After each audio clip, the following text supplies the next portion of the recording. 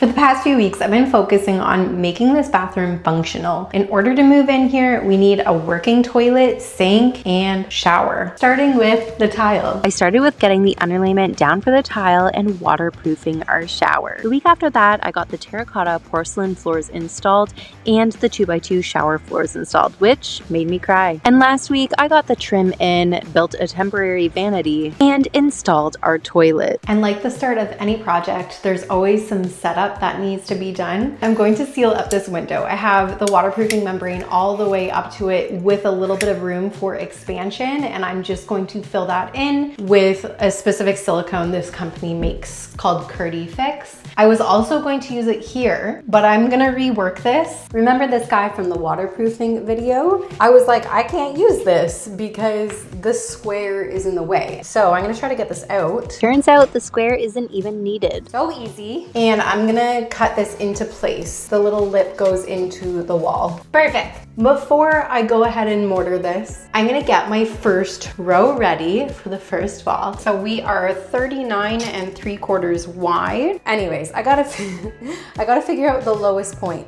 For the highest point, I need my laser level.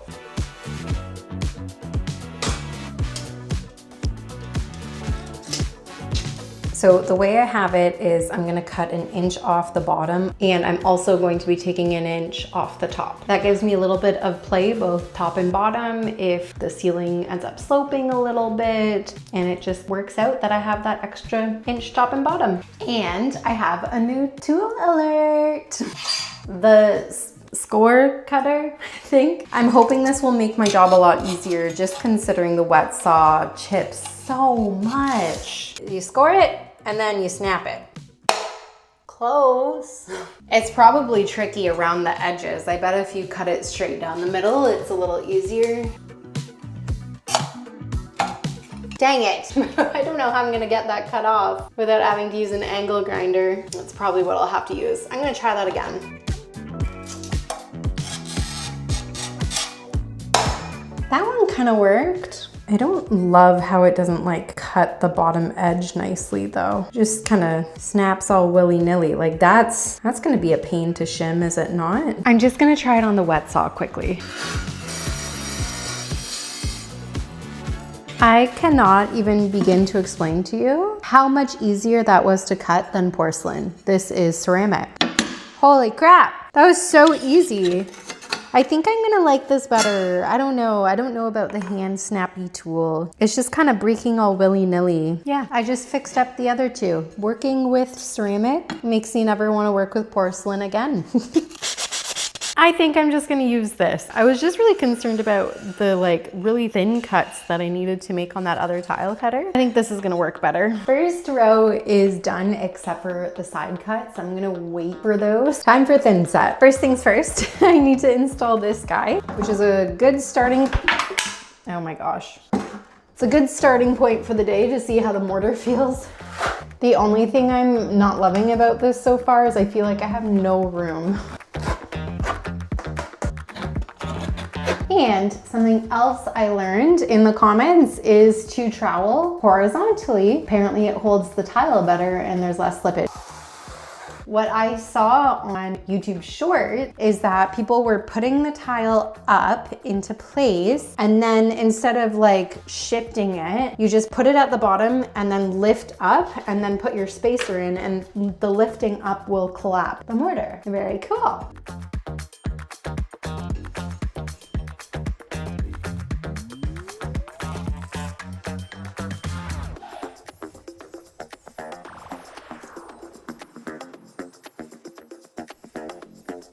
Time to quickly cut these. You know what I forgot to do? I forgot to back butter. I'm supposed to back butter these. Oh well, I'll back butter now.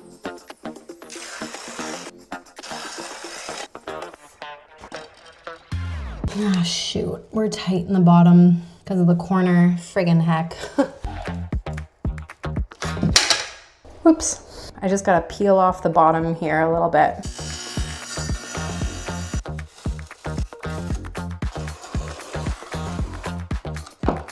Oh my gosh, it's still not fitting. Third time's the charm. Oh my gosh. gosh. Hi. Come on. There we go. Will the other one fit? I forgot.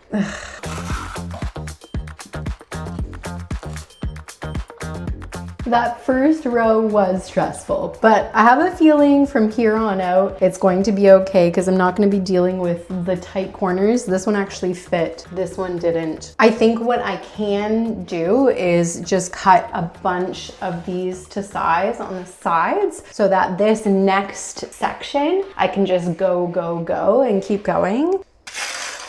Another thing I learned is that, you know, the back buttering doesn't have to be so perfect. I can leave the edges clear. That way I'm not getting mortar everywhere. And then I'm gonna, again, place it right at the bottom and then push up. Place that down, push up, and then I'm gonna flip my spacer piece in the middle. Now it holds it up. And then you put a little spacer in between. It'll eventually stay. I gotta get more tiles in. Oh, I bet what you do is like back butter a row and then like lift them all up and put the spacers in. That's probably a little more efficient. There we go. That's super cool. And then once you're done that, you get your top pieces in. I'm so happy. I'm so excited. I'm excited to, oh, it already looks so good. I feel like I'm getting there. This is definitely easier than the 2x2 and easier than the 24x24. You guys are right. I did start with the hardest tiles to install. The large format and the 2x2s were way worse than large format. But this is nice. I like this. This is like a walk in the park. I love it.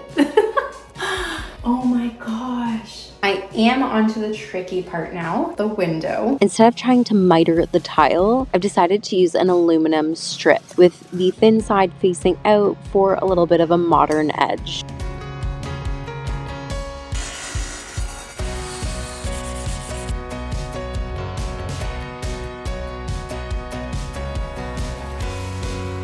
And then the trim piece goes in, but you just have to make sure it's at the right height. Basically, you want the tiles sitting on top of the windowsill to be a tiny bit taller than the aluminum trim so that water can't get trapped behind it.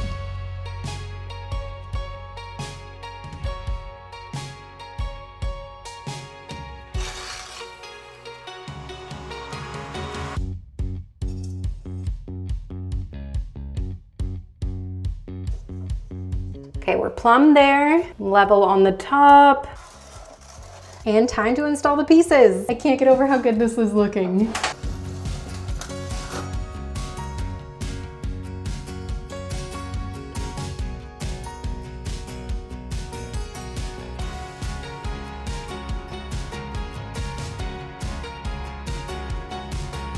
One wall is officially done. I'm so happy and I cannot wait to get the grout in here because the dark lines in between don't look great in my opinion. It's gonna look so good.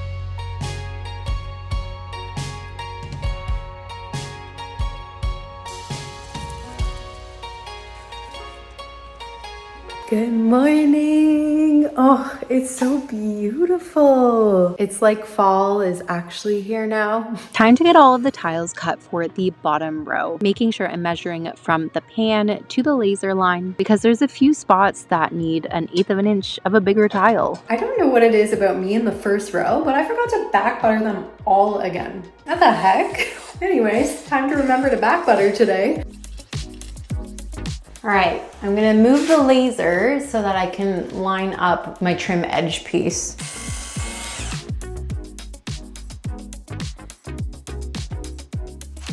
Looks pretty good. Damn.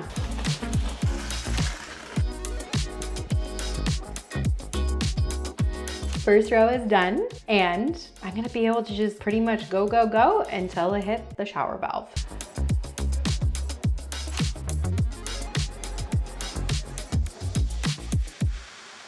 Time to do my tile cuts. I'm so excited. It's looking so good. Everything's lining up so well. Time to cut these. Hi! Well, it's chilly outside. Luckily the house is insulated. And luckily for me, Biata sent me the Pioneer NA, a portable power station that is fearless in the cold. The Pioneer NA is a sodium-powered battery, and sodium-powered batteries bring power stations to the next tech level because you can use this in negative 25 degrees Celsius and you can charge it at negative 15 degrees. And it's a really pretty blue. It has a 2,250 watt lifting power and runs with ease at 1,500 watts. And sodium-powered batteries are just as safe as the Life PO4 batteries that Biata also sells. My parents were hit with multiple 7-day power outages last year. In the winter, massive ice storms. It's super scary, but a unit like this is so cool because if you have portable solar Or a car battery, this can charge outside in the winter at negative 15 degrees to 80% in only 35 minutes. Great for backup situations or a quick top off to get you the power that you need. And the Pioneer NA has 4,000 charge cycles with a 10-year battery life. You can charge it with your solar pack, a car battery, your regular house outlet, and more. I can just picture so many people having this unit for ice fishing, being able to charge your smartphone 36.6 times, running an electric griddle for 2.5 hours, charging your laptop 10.8 times, and using an electric kettle for 1.4 hours. For winter camping, ice fishing, working outside in the cold, and needing somewhere to charge your batteries or make yourself a hot meal. And for power backup situations, the Biata Pioneer NA is the best solution for your winter needs. Head over to the link in my description to directly support my channel and check out the brand new to the market Pioneer NA, an incredible technology that you won't want to miss. And thanks so much to Biata for sponsoring me this week, and let's get back to the shower. They fit. It's time to keep going until I hit that spot.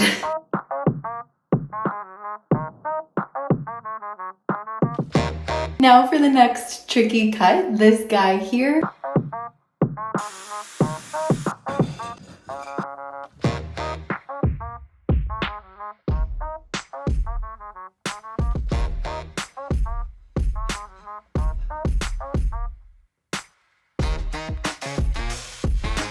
Another day in, another wall done.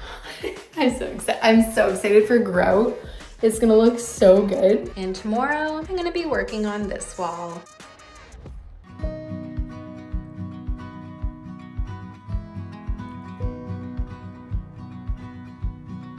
Good morning. Oh my gosh, it's so beautiful. I may have killed all my plants. I should have harvested them yesterday. We had our first frost last night. Oh no, the basil was frozen.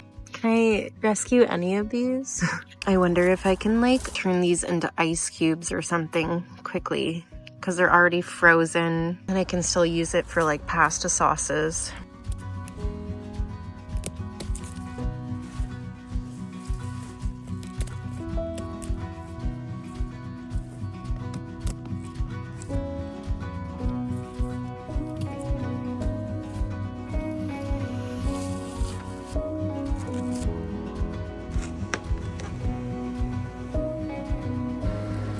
Looks gross, but it will preserve well. With the first frost and it going down to 5 degrees last night, let's see where we're at inside the house. 63. That's not that bad actually. Okay, kind of gives me an idea of when I'm gonna need to turn the heat on in here. We're obviously not living in here yet, but I don't want it to drop too low. So before I tucked in for the night, I cut the first row of these tiles here. So hopefully everything up to this niche is simple and easy. Again, with putting the trim piece along the side, hopefully it all works out. There is a dilemma. This wall, little small wall here, is not plumb. It's out a good 1/4 inch. So it just sucks because it means I'm gonna have to cut all the tiles kind of like scribed to it on the way up because I want my tile strip to line up with the wall. It's gonna look wrong if the tile strip is plumb, but the drywall return wall is not. And I may end up putting like a little piece of trim here. It sticks out past at the bottom, which I didn't realize. Stick sticks out right here, a 1/16 of an inch past this. So I think what I'll end up doing is just putting a piece of trim here, maybe thinner than this, and painting it, I don't know, this color, who knows. But it's gonna have to hide kind of the side of the trim because you don't want this trim piece like just sticking out a 1/16 of an inch past this guy. It's gonna look strange. So I'm not looking for plumb, I'm looking for even right now. This wall like curves in and out. Yeah, I'm definitely gonna have to put a trim piece on here to cover how janky this looks.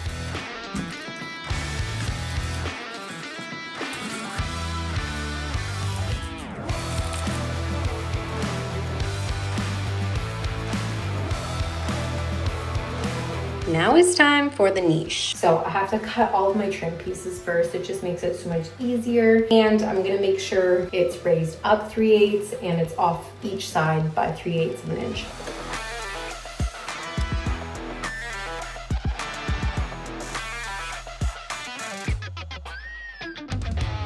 I'm just realizing something. I wanted the tile line to basically die out right beside the trim piece, but I forgot that you need to bring the trim piece back 3/8 of an inch. Originally, I was like, oh great, this is perfect. The tile's gonna end here, and then the trim piece is gonna start right beside it. It'll be perfect. I don't even have to make a cut. Now, I don't even know what to do. There's going to be such a thin strip here, like so thin. I've already cut this to size. If I scrap it and turn it the other way, it's going to be different than this. I had the thin part facing out because I think it looks more sleek and modern. And I'll have to get a whole new trim strip because it won't be long enough. It's only coming to here. If I flip it, it's got to come up that way. And I'm not going to redo the tile. So what I'm left with is these thin strips. And this is going to look goofy as heck. And then my other option is to trim this whole thing out even, but I don't have anything long enough to make that look good.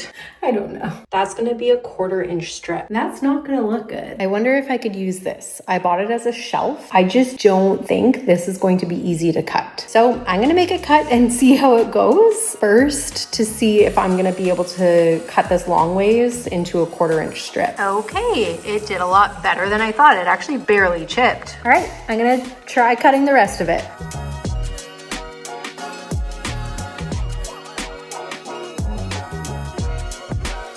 Honestly, this might just work, especially since this trim material is going to be inside here anyways. So it's not gonna look the same as this guy, unfortunately, unless I went back in and cut all around, which would be really difficult to do considering there's a waterproofing system behind it. It's either this or we have to do this. Oh man, I think that looks so bad. If it was like half of the tile, like that is, then yeah, but it's not, it's a sliver. Why didn't I think of this?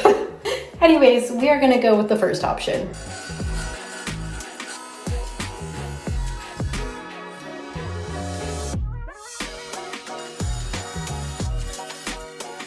I finally have it. This took me forever. I accidentally snapped one. I dropped a bucket on it. What I'm going to do is put this row in first so that these guys have something to be like secured to, with the tiling clips and such. I'm really hoping this is gonna look good.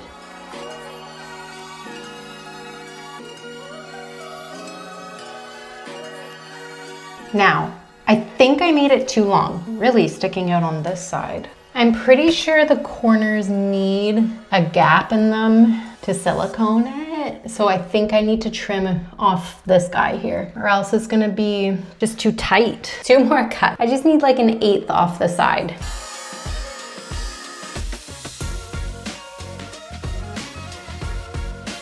Perfect.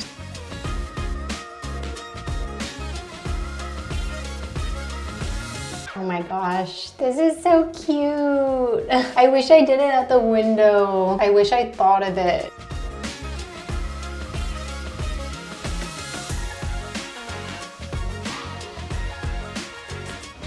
Oh no. It's too tight here. Okay, what am I gonna have to do? Can I move anything? Everything is like pretty secure. Ah, Can I shove things? Can I force it to work? Okay, ugh, that didn't go as well as I wanted it to, but we're here figuring it out, shoving tiles over. Things are out of plumb, but we have to have like an even amount of spacing. How out of plumb is it? Out of plumb by 1/16 here, shifting things over. This gap is a little bigger. That's okay. Yeah, that's not noticeable. Okay, I think I did it. We've got some good spacing now.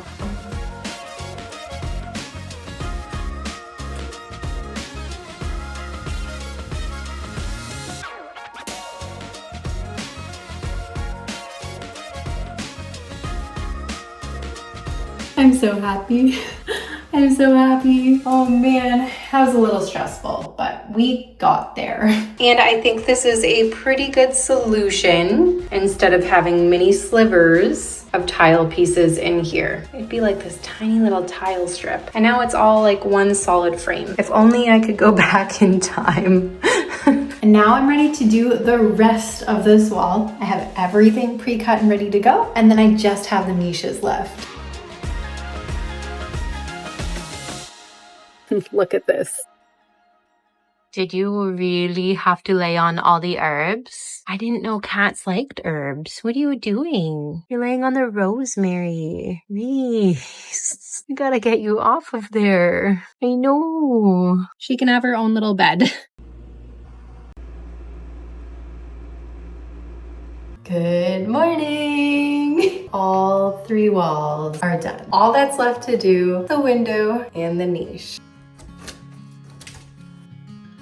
Here's a before. I'm gonna start with my window. For this bottom row in particular, I need to make sure that it is slightly lower than the back edge, but slightly higher than this edge. It's gonna be tight, honestly. I don't know if I left enough room for thin set. Oh, it's because there's a bump here with extra folding. Anyways, I'll make it work. And there needs to be 1/8 of an inch of space here for silicone, for expansion, and same with this side. After this whole project, and now feels like a month of tiling, I feel like I've learned a lot. First of all, mix super small amounts of mortar unless you're confident you can get a bunch done at once. Another thing I learned is that ceramic does not chip nearly as easily as porcelain. I have had no chipping issues like I had with the super strong porcelain, very high quality bathroom tiles that I used. They just chipped so much. No matter how slow I went, no matter how much water was in my wet saw, it just chipped. And I've learned that ceramic tile absorbs a lot of moisture really quickly compared to porcelain. So I have less working time with my mortar than I do with the porcelain. When it's come to the ceramic, if I don't get to it in the first 10-15 minutes of adjusting, it's stuck there, like permanently. It's not going anywhere unless you pop the thing off. There's a lot less working time, but I kind of like it. It's depending. It's good because things set quickly, and so I'm able to, put spacers in and continue moving on. But if you notice some things were off, you really can't go back and fix it because it's likely stuck in place. Yay! It's looking good. I am gonna leave the top strip for now just because my little spacers are in the way here. So let this cure, work on the niche. We are going bottom, back, sides, shelf, all the way up, and then the top. So I'm running into the same issue here. I had to use a lot of mortar here, so I'm gonna let this be and finish off this now. Let it set even a little bit so I can take my little pieces out to get the next steps done. I'm nervous about this. Do tiles just fall right off when they're upside down? Okay, fingers crossed. It's going well so far. Come on, baby, take a leap of faith.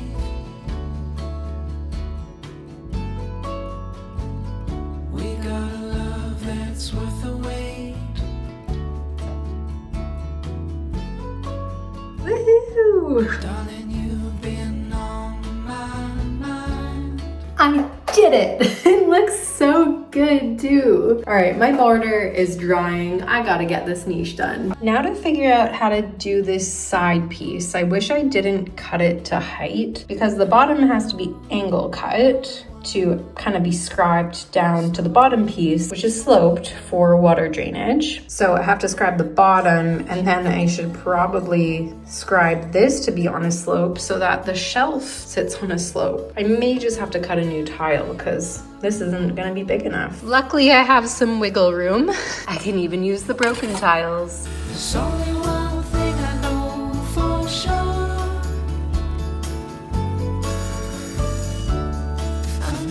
It doesn't need to be perfect, it just has to be close enough.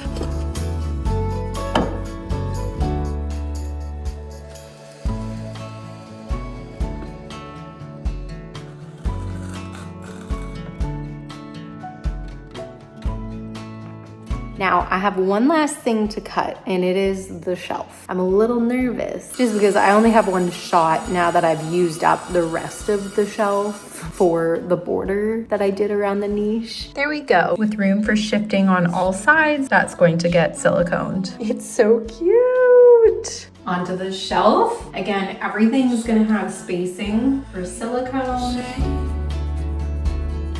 That looks so good. All right, I'm gonna lift it up and get my spacers in here. Oh my gosh, I love it. It's so cute. And I know you're the one. What I really wanted to do was to get more of this and do like a solid back and a solid like sill. And I wanted to do it for the window and for this, but it was gonna cost me like $200 to buy everything. They're $85 each plus tax. Whereas I already had everything I needed. So $200 versus free, I chose, well, it wasn't free, but I already had it, right? So I chose not to waste money. I'm holding on forevermore.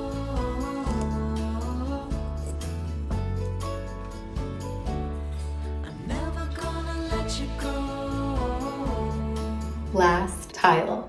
And this is the last tile for probably months and months because I'm not doing the backsplash in our kitchen or the master bath for a while. It's been a journey. This has been such a cool learning experience. I am one step closer to a complete shower, a complete bathroom, a huge step in getting into our home. Join me next week where I finish off the rest of the bathroom, grouting, a brand new oak countertop, and more. Thank you so much for being here. Remember to like and subscribe, and I will see you next week.